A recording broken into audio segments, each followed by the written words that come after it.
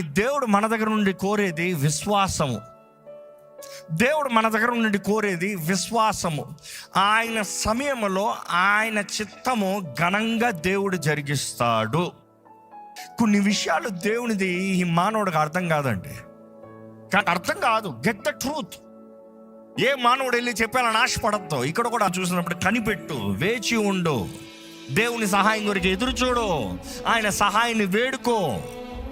బైబిల్లో చూసినప్పుడు అండి దేవుడు అంటాడు, after 70 years completed in Babylon, I will visit you. నేను నిన్ను దర్శిస్తాను. దేవుడు నిన్ను శత్రువు చేతులకు అప్పచెప్తాను, నిన్ను నాశనం చేస్తానికి కాదు. దేవుడు ఏది చేసినా నిర్ణయించబడిన కాలములో చేస్తాడు. నమ్మేవారు హల్లెలూయా చెప్తామా? కంగారు పడినంత మాత్రాన చేసే దేవుడు కాదు.